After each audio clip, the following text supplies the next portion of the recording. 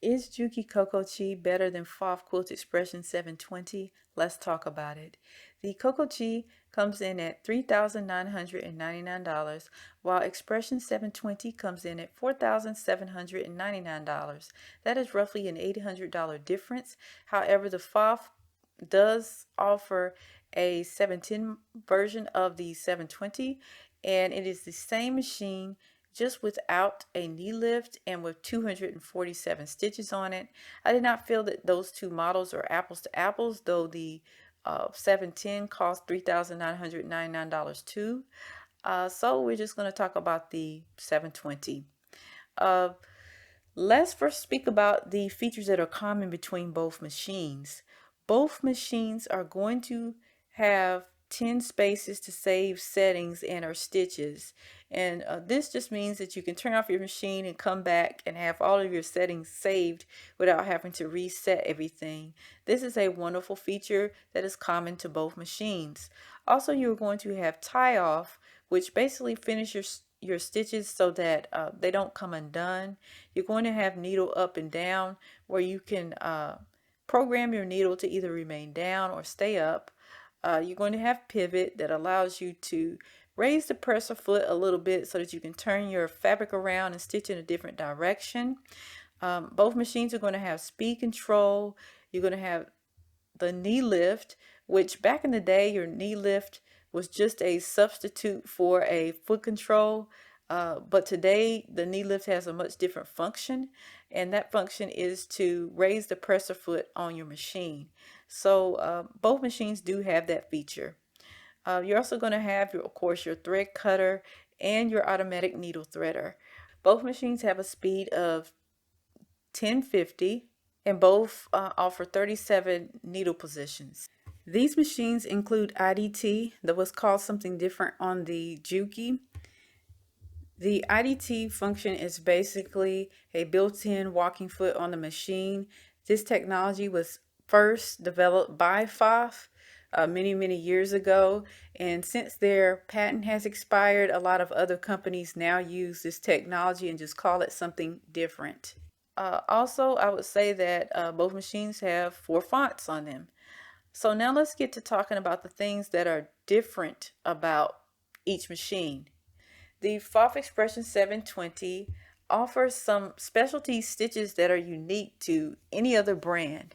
They offer this floating stitch that kind of looks like it's suspended in the air. You'll see a pattern and then it will disappear and then you'll see it again. And I think that that's sort of an amazing feature. And then also you have the ribbon stitches offered, and the ribbon stitches allow you to add a ribbon onto your fabric, and it stitches a pattern around the ribbon so it looks like the ribbon is incorporated with the stitch pattern. And I also think that is a pretty amazing and dazzling thing about the Pfaff 720. The Pfaff 720 has a lot of little special features, like the magnifying glass that's in the bobbin. So when you remove your bobbin cover and take the bobbin out to change it, you can actually use the cover to look at the needle under the magnifying glass and see what size needle that you're using. It also has a slanted bed that allows the fabric to feed easily over the bed of the machine, and this is pretty amazing too. Earlier, I did not mention that both machines allow you to make your own variations on the stitches that are included in the machine, because the Pfaff Quilt Expression has something that they call Stitch Creator, which allows you to make your own stitches. So you can make your own stitch patterns, and to me, the way that it is displayed looks more like a graphic design program than something that would just be on a sewing machine. And to me, there's no comparison between that and just being able to taper or make minor alterations to stitches in your Kokochi machine. To me, that's really an outstanding feature that is in the Pfaff Expression 720, but I don't truly see a lot of people using it. It might be a bit of a gimmick, but I just thought that was a really nice feature. The other thing that the 720 has is Stitch Restart. Stitch Restart basically starts off your stitch where you left off, so it looks like you have a seamless design. And I just think that it is an amazing, amazing feature. So, what's to like about the Juki? Well, the Juki offers a straight stitch needle plate as well as feed dogs with that straight stitch needle plate. So that means that you can easily piece or go around tight corners with those smaller feed dogs and not have to worry about having wide feed dogs to try to navigate. You also are able to change your lighting temperature and the brightness of your lighting, which most sewing machines don't allow you to change both, and that is really a standout feature. Also in the Juki, you have a bigger screen size where you can actually hook the screen up to Wi-Fi and be able to watch YouTube videos or any other type of tutorials on the screen.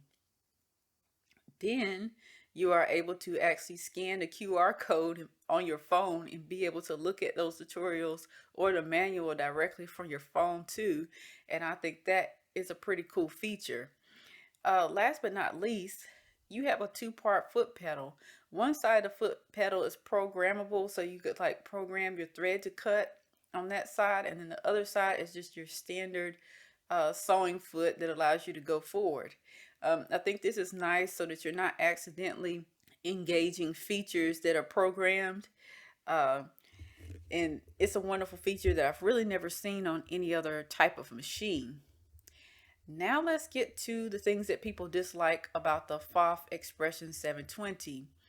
One of the things that a lot of people dislike is that it has a small screen.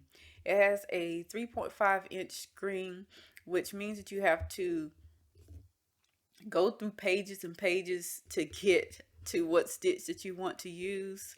It also has totally removed the presser foot lift in the back of the machine. So that function is now only able to be used if you're using the knee lift or if you're using the button in the front of the machine that lifts the presser foot up. I'm okay with that, but if there's ever any problem with the presser foot lift, then you wouldn't have the option to use the manual function. So it's something that I don't like and a lot of other people don't like, but I think that it's something that you could get used to. On the Juki, a lot of people don't like the interface and say that it is difficult to see because it is so dark, but others really love that dark interface. So it's really a personal preference type thing.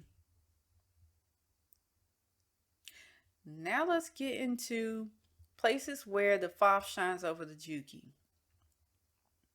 Well, I think that the bed with that curvature to it is a lot better than on the Juki that is just a straight box. Also, those specialty stitches are pretty outstanding and pretty amazing. The stitch restart is pretty important feature too, especially if you're into making a lot of decorative stitches or motifs. But most importantly, I think that the stitch width is going to be where you make your decision about whether you want the Pfaff or the Juki. The Pfaff has a wider stitch width of 9 millimeters instead of the 7 millimeters on the Juki. The 9 millimeters is going to be better for stitching out decorative stitches and patterns because it allows you to see the pattern better and it just looks less scrunched. However, the smaller stitch width is going to be better for piecing and that sort of thing. So depending on what you want to do with the machine is a thing that you have to kind of think about when you're thinking about whether or not you want to go with the Pfaff or the Juki. Last but not least, the Pfaff shines over the Juki because it has 60 more stitches than the Juki has. The Juki has 368 stitches while the Pfaff has 428. Honestly, I don't think that truly matters that much because 99% of people who sew only use about 10 to 12 stitches to begin with.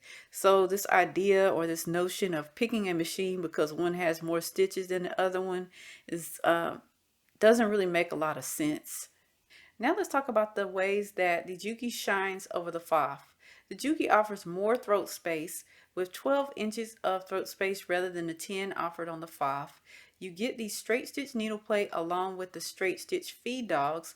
Now the Pfaff does offer a straight stitch needle plate, however it doesn't have the feed dogs, so that makes the Juki shine a lot more in this area. As far as lighting is concerned, the Juki allows you to change the lighting temperature as well as the brightness, and this is kind of a big deal for someone who sews because lighting is extremely important to sewing. You also get a much bigger screen size, and the much bigger screen size allows for a more user-friendly interface. Then too, you also have a programmable foot control, which is very nice. And last but not least, the Juki DX4000 is about $800 cheaper than the Pfaff 720. So if you are looking for a machine that has just a beautiful top stitch and you're into doing a lot of decorative top stitching, then I would go with the Pfaff Quilt Expression. But if you are more so into piecing and you enjoy to have a simple, nice user interface, then I would go with the Juki DX4000. But to say that one machine is better than the other, I really cannot. I can only tell you that one machine's not necessarily better than the other one. It's just that they both have different things that allow them to shine. I hope you really enjoyed this video. Please like, comment, and subscribe to receive more sewing related content.